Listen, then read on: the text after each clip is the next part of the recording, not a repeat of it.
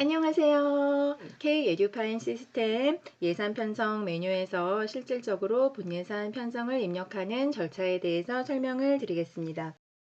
우리가 시스템으로 작업을 할 때는 이 순서에 맞춰서 작업을 하면 예산 편성을 개시를 해야 되고요. 마지막으로 예산 확정하는 그 과정을 설명을 드리겠습니다. 그럼 먼저 예산 관리, 예산 편성 개시로 가겠습니다. 회계년도 바꿔주시고 예산 구분이 본 예산이 맞는지 확인을 하신 다음에 제목과 내용을 입력을 하시면 되는데 제목과 내용을 바꾸셔도 상관이 없으세요. 개시 버튼을 클릭을 합니다. 그러면 우리는 예산 편성 개시 작업이 끝났습니다. 예산 편성을 개시를 하려고 했는데 취소를 하고 싶어요. 그러면 간단히 오른쪽 상단에 개시 취소 버튼을 누르면 예산 편성 개시가 취소가 됩니다. 예산 편성을 한 내역이 없어야 개시 취소가 되고요. 이 예산 편성 개시는 별도의 결제 절차 없이 진행을 하시면 됩니다. 네, 예산 관리, 예산 편성, 세입 예산 관리로 이동을 하시면 작업하는 연도에 맞춰서 선택을 하시고요. 예산 구분은 본 예산으로 선택을 하신 다음에 조회 버튼을 클릭을 합니다. 세입 예산 요구 내역을 등록할 수 있는 그 과목별로 탭들이 이렇게 뜨는데 부특전입금은 이 보조사업의 사업명을 교육청에서 입력을 해줘야지 학교에서 보이게 됩니다. 운영비성 사업이 있고요. 다음에는 목적사업비성 사업이 있어요. 운영비 같은 경우에는 세부 사업을 연결을 해주지 않고 이 목적사업비 사업 같은 경우에는 이제 정산재원이잖아요. 정산재원의 경우에는 하단에 세부 사업을 연결을 해주는 작업을 진행을 해야 됩니다. 학교 운영 지원비 보조 사업에 대한 예산 요구 내역을 등록을 하겠습니다. 원가 통계 비목을 클릭을 하시면요. 자동으로 이렇게 설정되는 경우도 있고 자동으로 설정이 안 된다 그러면 통계 비목에 맞춰서 여러분들이 입력을 해 주시면 됩니다. 산출 내역을 입력을 합니다. 교육청에서 교부 계획을 입력을 해줬죠. 오른쪽에 돋보기 버튼을 클릭을 하시면 보조사업별 예산 요구 화면이 이렇게 팝업으로 뜨게 되고요. 보조사업별 교부계획 내역이 전체 월 선택을 하게 되면 요구 금액으로 반영이 됩니다. 교부계획을 등록을 했어요. 예산 요구에 이렇게 반영이 된 것을 보실 수가 있습니다. 이거와 같은 방법으로 냉방시설 개선이라는 보조사업 요거 하나만 예산 요구를 더 해보도록 하겠습니다. 원가 통계 비목을 클릭을 하면 산출 내역을 그리고 교부 계획을 클릭을 하고요. 교부 계획에 맞춰서 세입 예산이 요구가 된 것을 확인을 해 볼 수 있습니다. 다른 사업도 마찬가지로 이렇게 진행을 하면 되는데 먼저 말씀드렸듯이 이 목적 사업비 같은 경우에는 이 세부 사업을 연결을 해줘야 돼요. 클릭을 하고 하단에 행추가 버튼을 클릭을 하면 네, 세부 사업이 이렇게 쫙 떠요. 시설 확충 및 개선이라는 세부 사업에 연결을 해주겠습니다. 냉방시설 개선이라는 목적 사업비는 시설 확충 및 개선이라는 세부 사업에 편성을 하겠다는 의미가 되고 이거에 대한 예산 요구 금액은 예산 배부액을 입력을 해주면 산출식은 자동으로 이렇게 입력이 되게 됩니다. 보조사업별로 세입 예산 요구를 하다가 교부계획이랑 틀리게 예산 요구를 했다던가 원가 통계 비목이랑 산출 내역을 다시 입력을 하고 싶다 하시면 이 앞에 선택을 클릭하신 다음에 네, 요구 삭제 버튼을 누르시고 저장을 클릭해 주시면 교육청에서 처음 보조 사업을 설정해 준 그대로 초기화가 됩니다. 교특전입금 탭에서 세입 예산 요구 내역을 등록을 했습니다. 다음엔 수익자 부담금 탭으로 한번 이동을 해보겠습니다. 네, 행추가 버튼을 클릭을 하시고 세부 사업을 선택을 해줍니다. 교직원 급식비를 한번 등록을 해보겠습니다. 네, 학교 급식 운영이라는 세부 사업을 선택을 하고요. 원가 통계 비목을 설정을 해줍니다. 급식비에 급식비를 선택을 하고 산출 내역을 입력을 합니다. 그다음에 산출식은 교직원 급식비, 수익자 부담 경비를 등록을 해봤고요. 수익자 부담 경비가 발생이 된다고 하면 그 세부 사업을 선택을 해준 다음에 예산 요구를 등록을 해주시면 됩니다. 현장 체험학습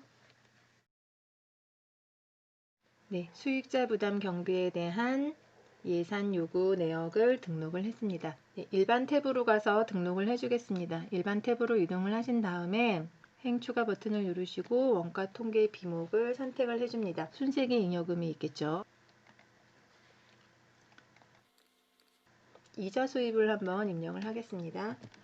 기타 행정활동 수입 요 하나만 더 입력을 해보겠습니다. 일반 탭에서 세입예산 요구 내역을 등록을 해보았습니다. 우리 학교에서 세입 예산으로 요구할 그런 과목이 있다고 하시면 그 관련 탭을 클릭을 하셔가지고 이렇게 작업을 해주시면 됩니다.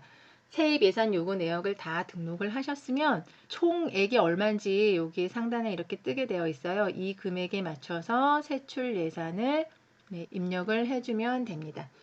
예산관리, 예산 편성, 세출 예산 관리로 이동을 하겠습니다. 회계 연도와 예산 구분을 확인을 해주신 다음에 조회 버튼을 클릭을 합니다. 세출 예산을 등록하는 방법은 두 가지가 있어요. 즉 직접 등록을 할 수 있는 방법이 있고요. 이 예산 업로드를 이용을 해서 한 번에 등록을 할 수 있는 방법이 있습니다. 먼저 예산 업로드 기능을 이용해서 세출 예산을 등록을 해보도록 하겠습니다. 예산 업로드 버튼을 클릭을 하시면은요. 파일 등록 화면이 팝업 창으로 뜹니다. 이 서식 다운 버튼을 클릭해서 예산 요구 서식을 다운로드 받으실 수 있고요. 예산 내역 다운 버튼을 클릭을 해서 예산 내역을 다운로드 받을 수 있습니다. 세부 항목 다운 버튼은 세부 사업에 따른 세부 항목과 담당 부서, 담당자를 확인할 때 유용하게 사용할 수 있습니다. 서식 다운으로 내려받은 엑셀 파일 메인 시트에서 세출 예산 불러오기를 클릭하여 다운로드 받은 예산 내역을 반영해주면 세출 예산 서식 시트에 반영이 되는데 간혹 세출 예산 불러오기가 잘 안된다 하시면 복사해서 붙여 넣으시면 됩니다. 다운받은 세출 예산 서식을 필요에 따라서 편집해서 예산 요구서를 제출을 받으면 나중에 예산을 취합을 하고 예산 업로드 파일을 만들 때 업무 처리에 상당히 효율성을 기할 수 있습니다. 취합한 예산 내역을 확인을 하고 최종적으로 수정을 하였으면 파일을 저장을 합니다. 여기서 주의하실 점은 세부사업명, 세부항목명, 원가통계 비목명은 설정된 기준에 맞아야 되고요. 이 부서명과 사업 담당자도 사업관리에서 지정을 해준 사업 담당자와 일치가 돼야 파일 업로드를 할 때 오류가 발생하지 않습니다. 업로드할 세출 예산 내역 파일이 준비가 되었으면 서식 업로드 버튼을 클릭해서 예산 내역을 업로드합니다. 세출 예산 내역 목록에 이렇게 반영이 된 것을 확인할 수 있습니다. 업로드한 파일이 잘 적용된 것을 확인을 하면 검증 버튼을 클릭합니다. 검증 결과 오류 내역이 존재합니다 라는 메시지가 뜨면 오류사항을 이렇게 음영으로 표시를 해줍니다. 이 음영으로 표시된 곳에 오류를 수정을 하는 방법은 화면에서 직접 수정하는 방법이 있고요. 예산 업로드할 파일로 가서 수정을 한 다음에 다시 업로드를 시키는 방법이 있습니다. 기준 정보에 세부 사업명의 담당자가 같지 않습니다. 사업 담당자가 왜 잘못됐는지 그 원인을 파악을 하셔가지고 화면에서 수정을 하시면 검증 버튼을 누르시면 되고요. 파일로 가서 수정을 하시면 다시 서식 업로드를 진행을 해주시면 됩니다. 파일로 가서 수정을 하고 다시 업로드를 시키겠습니다. 내역이 반영이 됐죠? 검증을 하면 검증이 완료되었습니다 라는 메시지가 뜨면 예산 업로드한 요 내역이 오류가 없는 거예요. 그런 다음에 반영을 시키면 시스템에 반영이 됩니다. 확인을 누르시면 되고 저희는 지금 오류가 없었어요. 세출 예산 요구 내역을 파일 업로드를 통해서 우리가 입력을 해 보았습니다. 직접 입력하는 방법은 제가 생각하기에는 참 고단하고 인내심이 필요한 작업이라고 생각이 드는데 입력할 세부 사업을 클릭을 해줍니다. 입력할 수 있는 화면으로 이동이 되어지고요. 여기에 세부 항목 추가 버튼을 클릭을 합니다. 돋보기 버튼을 클릭을 해서 세부 항목을 선택을 해 주시고요. 원가통계 비목을 등록을 하겠습니다. 산출 내역을 입력을 해줍니다. 산출식을 입력을 해줍니다. 입력을 다 한 다음에 엔터를 치시면 요구액이 자동으로 계산이 되어집니다. 세부 항목을 추가를 해야 된다 하시면 세부 항목 추가 버튼을 클릭을 해서 입력을 하시고요. 세부 항목에 산출 내역을 더 추가를 해야 된다 하시면 이 산출 내역을 더 추가를 해서 입력을 하시면 됩니다. 직접 등록하는 방법을 설명을 드렸습니다. 세입예산 총액에 맞춰서 세출예산이 등록이 된 것을 볼 수가 있는데 여기서 세출예산 요구 작업이 끝난 걸까요? 아닙니다. 세출예산 요구로 등록을 할 때는 이게 다 일반재원으로 인식을 해서 일반재원에 가 있어요. 정산재원을 받았잖아요. 그러면 그 정산재원을 입력을 해줘야 됩니다. 해당되는 세부사업을 클릭을 하시고요. 스크롤바를 오른쪽으로 쭉 당겨주세요. 재원을 입력해주는 메뉴가 있어요. 정산 재원을 입력을 해주면 일반 재원은 자동으로 바뀌게 됩니다. 그리고 우선순위를 설정을 해주고요. 확인 버튼을 누르면 재원 입력이 끝났습니다. 그런 다음에 저장을 클릭합니다. 등록 예산만 보기를 체크를 하시면 학교에서 편성된 세부 사업만 이렇게 보여지게 됩니다. 일반 재원이 아닌 정산 재원으로 예산을 편성한 사업 같은 경우에는 하나하나 다 작업을 해주셔야 돼요. 세입 사업에 잔액이 있다고 하시면 재원을 등록을 안 해주신 거예요. 재원 등록을 해주시고 조정 대상과 세입 사업 잔액이 0인 거를 확인을 하시면 내역 검증을 합니다. 검증이 완료되었습니다 라는 창이 뜨면 등록 완료 버튼을 클릭합니다. 등록 완료까지 마치셨으면 세출예산 관리에서 작업을 다 끝낸 겁니다. 예산관리, 예산편성, 예산안 확정 메뉴로 이동하겠습니다. 예산안 확정 메뉴에서는 예산안을 확정하고 학교운영위원회의 심의를 받기 위해서 학교장에게 결제를 요청하는 업무를 수행하게 됩니다.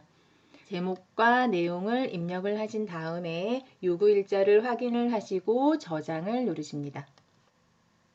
하단의 탭을 클릭해서 확인을 하시고 예산 총칙 탭으로 가셔가지고 예산 총칙을 입력을 하시는데 예산 총칙을 입력하실 때도 전년도 총칙 복사 버튼을 이용을 하셔도 되고요. 내가 일일이 총칙을 입력을 하셔도 됩니다. 예산 총칙은 학교에게 예산 편성 기본 지침에서 이렇게 제공을 해주고 있으니까 이것을 활용하셔서 총칙을 입력을 하시면 됩니다. 자, 저는 전년도 총칙 복사 버튼을 이용해서 총칙을 입력을 했습니다. 수정사항이 있는지 확인하시고 수정사항이 없으면 결제 요청 버튼을 클릭합니다. 업무관리로 연계가 되었습니다. 제목 입력하시고요. 과제 카드 설정해 줍니다. 결제 경로를 지정을 해주고 첨부물을 다시 한번 확인해 준 다음에 이상이 없으면 결제를 상신합니다. 최종 결제권자의 결제가 나서 예산안 확정 결제 승인으로 상태가 바뀌었습니다. 예산안을 확정을 하였으면 학교 운영위원회에다가 제출을 하고 운영위원회에서 심의를 걸쳐서 심의 결과가 통보가 오면 심의 의결 관리로 가서 등록을 합니다. 심의 요구 일자를 입력을 해주시고요. 심의 일자를 입력을 해주시고 심의 결과를 선택을 해줍니다. 통보받은 심의 결과 접수 일자를 입력을 해주시고 고시 일자를 입력을 해주시면 심의 의결 관리 등록이 끝납니다. 예산 관리, 예산 편성, 예산 확정 메뉴로 이동하겠습니다. 조회 버튼을 클릭을 하시면 제목과 내용을 확인을 하시고 요구 일자를 입력을 해주신 다음에 내용을 다시 한번 확인을 해 보시고 이상이 없으시면 저장을 클릭합니다. 결제 요청 버튼을 클릭해서 전자결제를 수행을 하시면 본예산 예산 편성 업무가 끝납니다. 학교장의 결제가 완료가 되면 예산 확정 결제 승인으로 상태가 바뀐 것을 보실 수가 있고요. 본예산 예산 편성에 대한 예산 확정까지 처리를 해보았습니다. 고생하셨습니다.